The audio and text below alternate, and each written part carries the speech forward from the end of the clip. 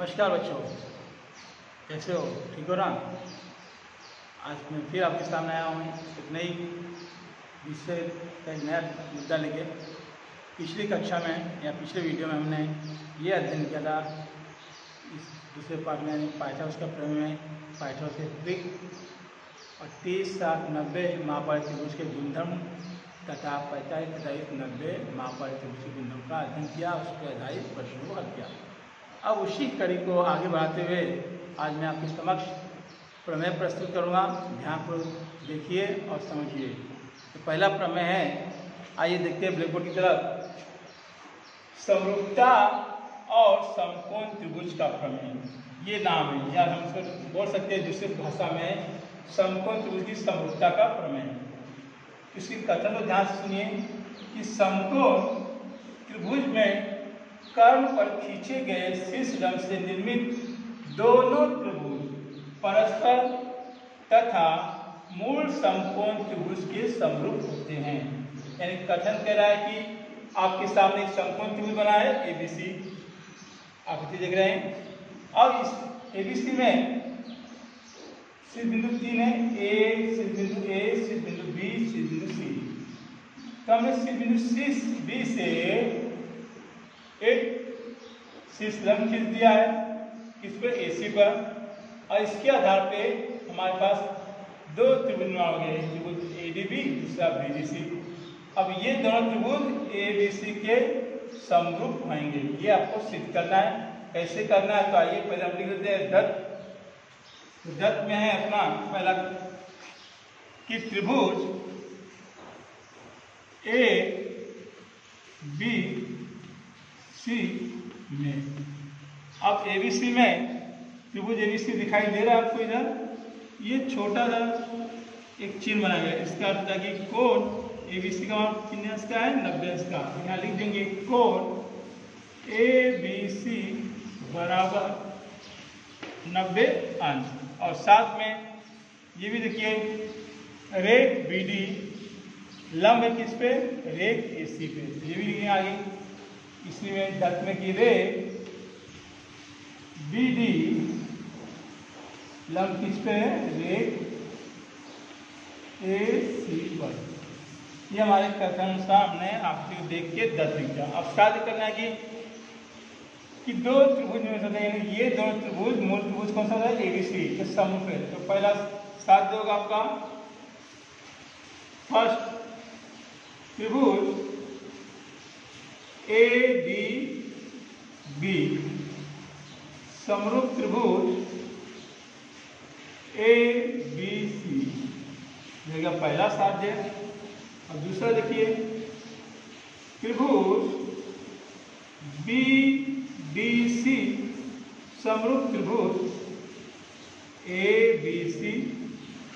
और लास्ट में तीसरा होगा आपका त्रिभुज ADB समरूप त्रिभुज BDC। अब देखिए साध्य का पहला ये कि त्रिभुज ADB समरूप त्रिभुज ABC, यानी जो ये मूल त्रिभुज है इसके समरूप जो दो त्रिभुज बने थे उसमें एक त्रिभुज हमने लिया है, उसके बाद दूसरा त्रिभुज ले लिए त्रिभुज BDC समरूप त्रिभुज ABC। अब ये दोनों त्रिभुज समरूप है, ये दोनों त्रिभुज लास्ट में देखिए त्रिभुज ADB समरूप त्रिभुज BDC। अब कैसे होगा? इसके लिए हमने उपपत्ति लिखनी होगी, तो आइए लिखते हैं। तो पहले लिख लेंगे हम लोग कि समकोण त्रिभुज ABC में क्या हो जाएगा? रेख BD लंब रेख AC, ये हो गया। अब हमको पहला साध्य करना है कौन सा? त्रिभुज ADB या त्रिभुज ABC दोनों समरूप है, तो कैसे हैं? तो उसके लिए हम इधर लिख दे पहला पॉइंट, त्रिभुज ADB और त्रिभुज ABC में। अब देखिए, अब यहाँ पे आकृति पे त्रिभुज ए बी सी, यानी ये कोण कितने अंश का बन रहा है, 90 अंश का। उसके बाद त्रिभुज ए डी बी, ये 90 का, इधर भी 90, यानी दोनों कोण कितने हो गए, 90, यानी ये दोनों कोण सर्वांग होंगे और कारण या प्रत्येक कोण समकोण। तो लिख देंगे यहाँ पे कि कोण ए बी सी सर्वांग कोण ए डी बी क्यों होंगे ऐसे, यहाँ कारण दे देंगे। प्रत्येक 90 अंश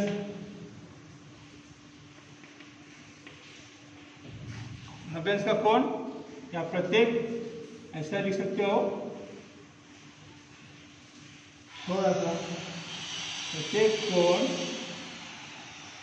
90 अंश। अब दूसरा पॉइंट है, आइए आगे फिर।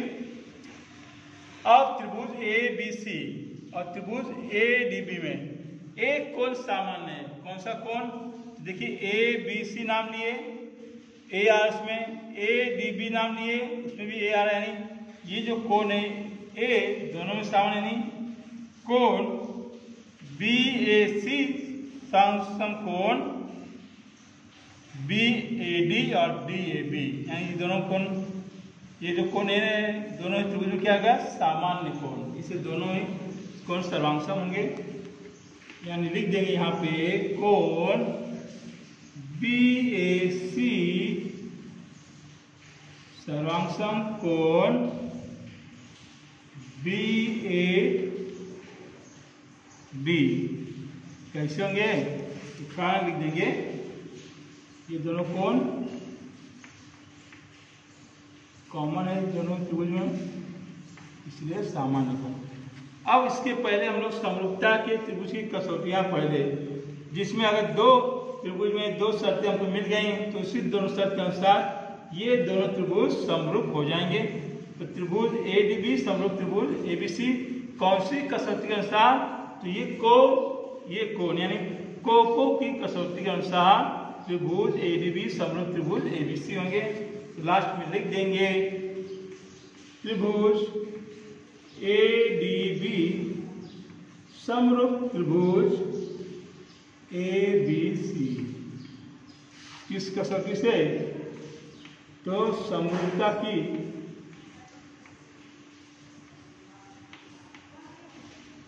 को कसौटी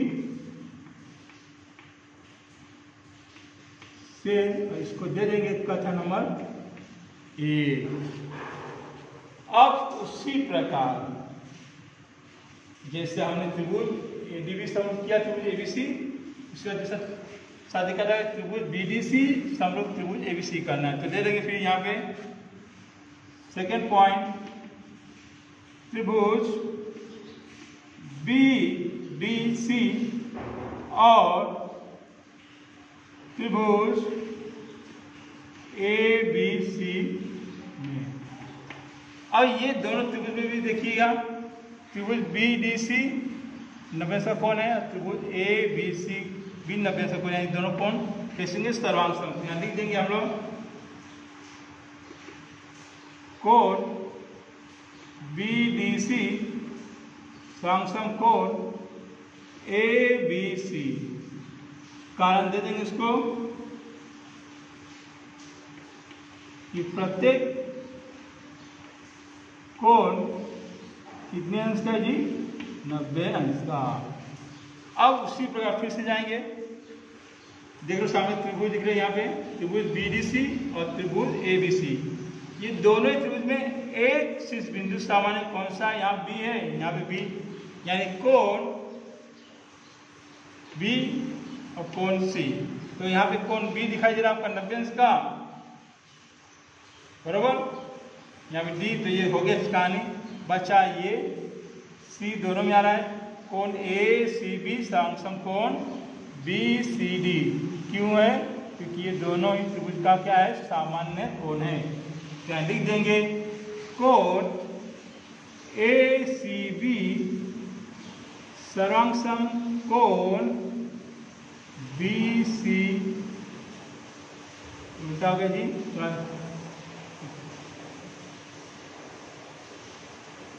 कोण BCD सर्वांग कोण ACB क्यों है? क्योंकि ये दोनों में त्रिभुज में कैसे कोण है? सामान्य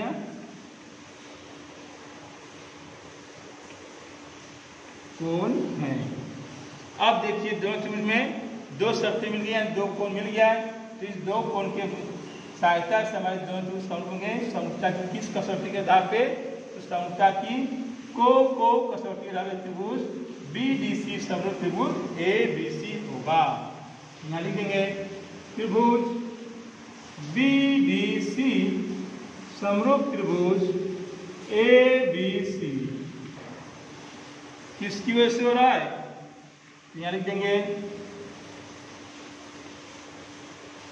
समरूपता की को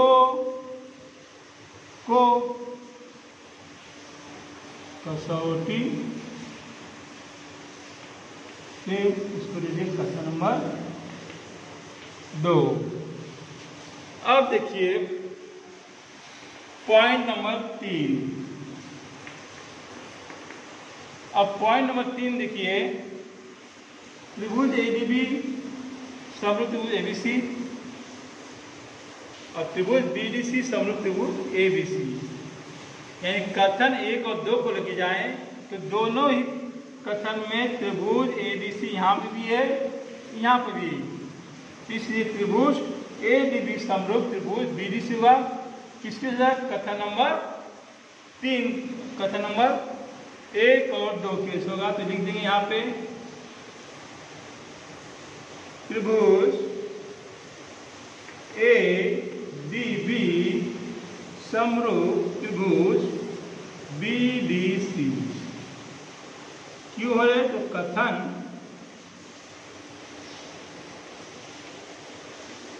1 तथा 2 से ये दोनों त्रिभुज समझेंगे। इसको दे देंगे कथन नंबर 3।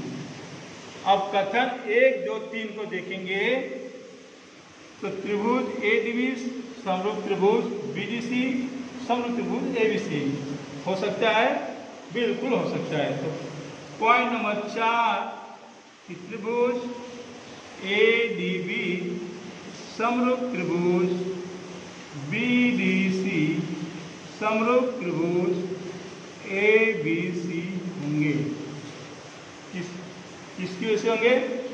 यहाँ लिख देंगे कथन 1, 2 तथा 3 से होंगे और ये तीनों समरूप त्रिभुज होंगे। तो समरूपता की संक्रामकता के गुणधर्म के अनुसार यहाँ लिख देंगे आगे कौन सा गुणधर्म लग गया इसमें? तो समरूप त्रिभुज के संक्रामकता के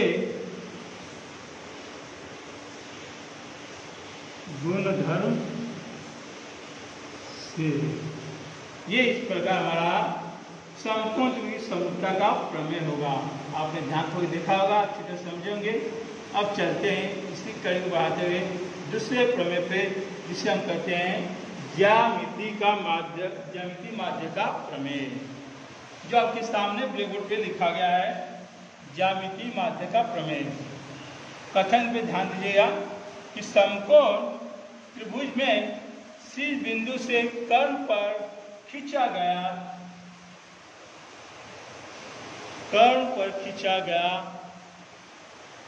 प्रमेय की तरफ, जिसका नाम था ज्यामिति माध्य का प्रमेय। तो इसके कथन को ध्यान से सुनिएगा कि समकोण त्रिभुज में शीर्ष बिंदु से कर्ण पर खींचा गया लंब रेखाखंड कर्ण द्वारा विभाजित होने वाले रेखाखंडों का ज्यामिति माध्य होता है। अब देखिए यहाँ पे आप देखिए आपके सामने PQRS, अब इस प्रकार की त्रिभुज जो पी क्यू आर से इसके किसी एक शीर्ष बिंदु से कर्व पे हम लंब खींचेंगे। तो ये शीर्ष बिंदु कौन सा होगा? क्यू।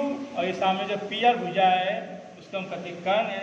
शीर्ष बिंदु क्यू से पी आर पे लंब डाल गया और ये जो क्यू एस है ये दोनों भुजाओं का ज्यामितीय माध्य होता है। यही हमको सिद्ध करना है। अब कैसे? तो हमने तथ्य लिखा कि समकोण त्रिभुज पी क्यू आर में क्यू एस लंब किस पे? कर्व पी आर पे। और साध्य करना है क्यू एस का वर्ग बराबर पी एस गुणे एस आर। अब कैसे है उसकी उत्पत्ति देखिए। तो पहले हम लिख लेंगे कि समकोण त्रिभुज पी क्यू आर में रे क्यू एस लंब कर्व पी आर बराबर।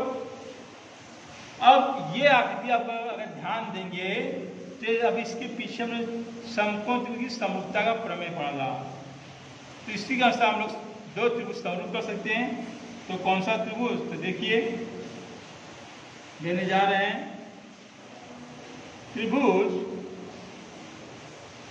क्यू एस आर समरूप त्रिभुज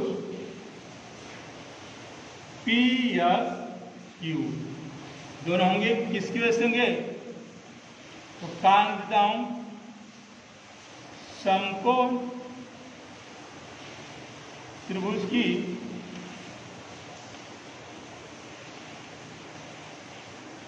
समरूपता के प्रमेय से। अब दोनों ही त्रिभुज समरूप हो गए तो दोनों त्रिभुज समरूप जिस संगत भुजाओं का अनुपात दे दीजिए। जैसे हम ले लेंगे पहले क्यू एस, यहाँ पे पहले त्रिभुज क्यू एस ले यहाँ पे क्या आ जाएगा? पी एस बराबर क्यू एस पी एस बराबर दूसरा ले रहे हम लोग S R S Q S R बटे एस क्यू। अब ये दोनों क्या है? तो कारण लिख देंगे कि समरूप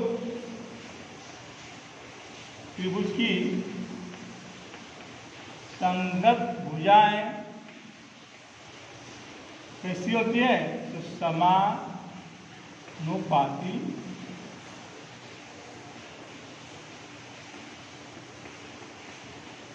होती हैं बराबर। अब देखिए हम क्यू एस को ऐसे ही रख रहे हैं, पी एस को ऐसे रख रहे हैं और यहाँ पे यस आर को ऐसे रख रहे हैं। अब बदलने क्या जा रहे हैं? ये क्यू एस है ये एस क्यू है तो हम इसको क्यू को आगे कर दे रहे हैं एस को पीछे, यानी ये भी क्यू एस हो गया बरोबर। अब इसके आगे तिर्यक गुना कर देंगे जो आप लोग इसके पहले पार्ट में सीखे हो। जब ऐसे दो भुजाओं का अनुपात हो तो कैसे काम करना है। इसका इसके साथ तिर्यक गुना होगा, इसका भुजा का इसके साथ, यानी क्यू एस गुणे क्यू एस बराबर पी एस गुणे यस आर। अब क्यू एस का क्यू एस में गुना कर दिया गया क्यू एस का वर्ग, यह आ गया पी एस यस आर। यानी यही आपका साध्य करना था जो यहाँ पर आ गया क्यू एस स्क्वायर बराबर पी एस गुणे एस। तो यहाँ लिख सकते हैं हम लोग क्या लिखेंगे? रे क्यू एस यह रे पी एस और रे यस आर का क्या है? या मिति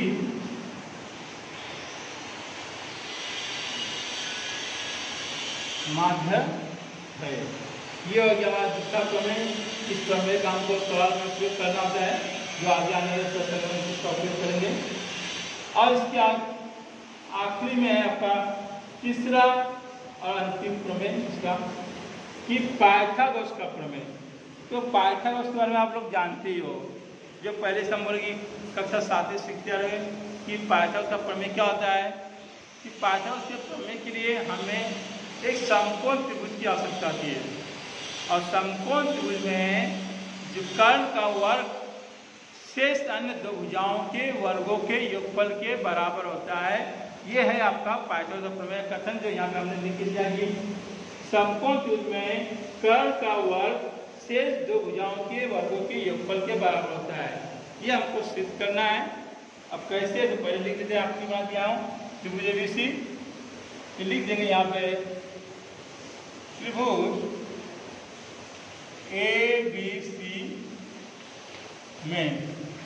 अब ABC में क्या है आपका कोण ABC बराबर 90 अंश, और साध्य करना है आपको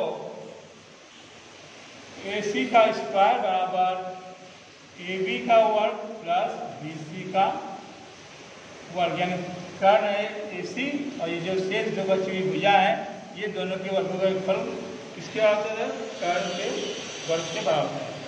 अब रचना करना है, तो रचना करना है शीर्ष बिंदु B से रेख AC पर एक लंब खींचिए और इसका नाम दीजिए BD, यानी बिंदु B से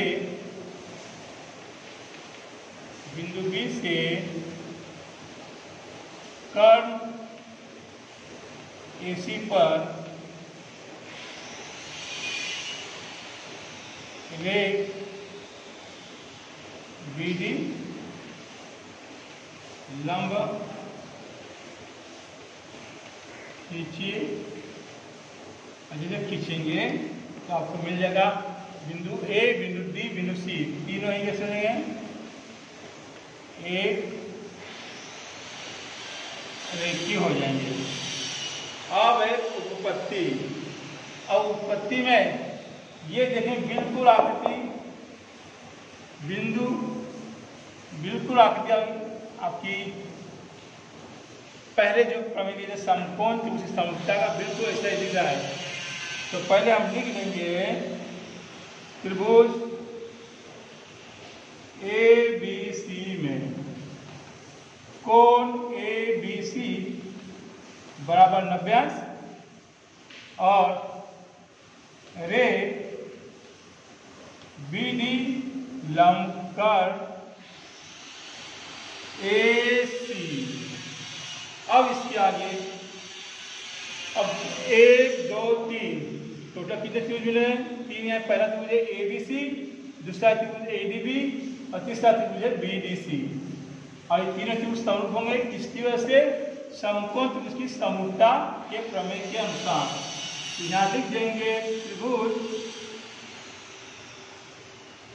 ABC समरूप त्रिभुज ADB समरूप त्रिभुज BDC, किसकी वजह से, तो समकोण त्रिभुज की समरूपता के प्रमेय से। अब इसमें से हम दो त्रिभुज ले रहे हैं, त्रिभुज ABC और ADB। तो फर्स्ट पॉइंट ले रहा हूं त्रिभुज ABC समरूप त्रिभुज ADB बराबर। अब जब दोनों त्रिभुज समरूप इसकी संगत भुजाओं का अनुपात दिखाई दीजिए लिख के, तो लिख देंगे हम यहाँ पे, इसको दे देंगे कथन नंबर 1, यहाँ लिख सकते हो कथन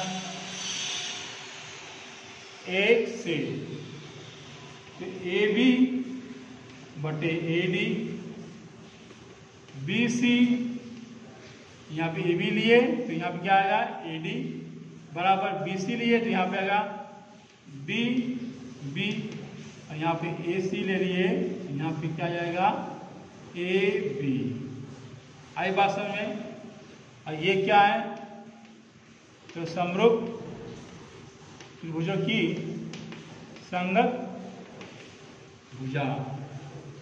अब इसमें से कोई दो भुजाओं का अनुपात ले लेंगे, जैसे हम ले रहे हैं ए बी बटे ए डी, ये इसकी बार अनुपात बराबर है, इसके हम लास्ट वाला ले लेंगे क्योंकि हमको साथ जो करना है उसके अनुसार हमको चलना है। अब ये गुना कर देंगे, ए बी गुणे ए बी बराबर ए सी गुणे ए डी। ए बी का एक में गुना कर दिए तो हो गया ए बी का स्क्वायर बराबर ए सी गुणे ए बी। इसको दे कथन नंबर 2। आइए बात समझ में। अब ऐसे ही चलेंगे,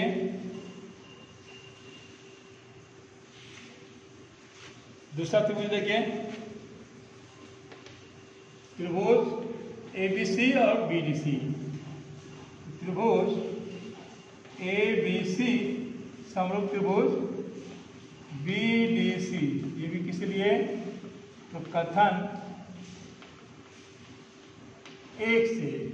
अब दोनों त्रिभुज समरूप जैसे संगत भुजाओं का अनुपात दिखा दीजिए, तो ए बी बटे ए बी लिए, यहाँ क्या आएगा बी डी बटे बी डी, और यहाँ पे लिए बी सी, यहाँ गया बी सी, और लास्ट में आया यहाँ पे ए सी, यहाँ पे क्या जाएगा बी सी। आए बात समझ में। तो ये भी क्या जाएगा, कान लगे समरूप त्रिभुज की संगत भुजाएं समानुपात होती हैं। तो लिख देंगे यहाँ पे बी सी बटे डी सी, और यहाँ पे ए सी बटे बी सी। अब बी सी का गुणा कर देंगे, तीन गुना बी सी गुणे बी सी, ए सी गुणे बी सी। बी सी में बी सी गुणा कर दिए तो बी सी का स्क्वायर बराबर ए सी गुणे डी सी। इसको लिखिए कथन नंबर 3। अब कथन 2 और 3 को जोड़ने पर यहाँ लिख देंगे हम लोग, तीसरा पॉइंट है कि कथन 1, 2 तथा 3 को क्या करने पर, जोड़ने पर। अब जैसे देखिए, दायां पक्ष दाएं साथ जुड़ेगा, बायां पक्ष बाएं साथ, तो इधर हो जाएगा आपका ए बी धन बी सी का स्क्वायर। इसका हो जाएगा ए सी गुणे ए डी प्लस ए सी गुणे डी सी, ये हो गया। अब ये पक्ष ऐसे ही चलता रहेगा। जो बायां पक्ष है देखेंगे, अगर हम साध्य की तरफ से, तो उसमें हमारा देखो एक पक्ष जो साध्य में दिखाई दे रहा है A B square plus B C square, ये हमको यहाँ पर प्राप्त हो गया है। बचा क्या है, ए सी का स्क्वायर, वो जो हम दाहिने पक्ष में इसको देखेंगे। अब यहाँ पर भी ए सी, यहाँ पर भी ए सी। अब दोनों ही में देखें तो ए सी क्या है, कॉमन है, तो ए सी को बाहर ले लूँ तो बचा क्या, ए डी और इधर डी सी। आई बात समझ में। अब ये ऐसे ही चला रहा है क्योंकि ये इसको हमको कुछ करना नहीं है, ये हमारा एक पक्ष साध्य का मिल गया है। अब ये ए सी, अब ए डी धन डी सी। अब देखिए आकृति पे ए डी और डी सी, यानी ए डी धन डी सी, अगर दोनों को जोड़ते तो हमको क्या मिलेगा, ए सी की लंबाई। और ये तीनों बिंदु ए डी सी कैसे हैं, एक रेखी, तो यहां बन जाएगा आपका ए सी। किसकी वजह से, तो ए बी सी कारण हो गया। अब लास्ट में आ जाएगा आपका ए बी का स्क्वायर प्लस बी सी का स्क्वायर, ए सी का सी गुना कर दिए तो ए सी का स्क्वायर। तो ये हमारा पाइथागोरस का प्रमेय स्टार्ट हो गया कि कर्ण का वर्ग बराबर शेष अन्य दो भुजाओं के वर्गों के योगफल के बराबर होता है। तो ये हमारा था पाइथागोरस का प्रमेय, जो बहुत ही सुंदर और आसान तरीके से समझा गया था। कथन था सीधा कि किसी समकोण त्रिभुज में कर्ण का वर्ग शेष दो भुजाओं के वर्गों के योगफल के बराबर होता है। तो आज हमने 3 प्रमेय का अध्ययन किए इस वीडियो में। पहला हमने समकोण त्रिभुज की समरूपता का प्रमेय, दूसरा है ज्यामिति माध्य का प्रमेय और तीसरा था पाइथागोरस का प्रमेय। ये तीनों ही प्रमेय को आपको अपनी पुस्तक में लिखना है या नोटबुक में लिख के शुक्र ग्रुप पे हमें दिखाना है। और तब तक के लिए मैं आपसे विदा लेना चाहता हूँ। अगले वीडियो में फिर मुलाकात करेंगे। नमस्कार, जय हिंद।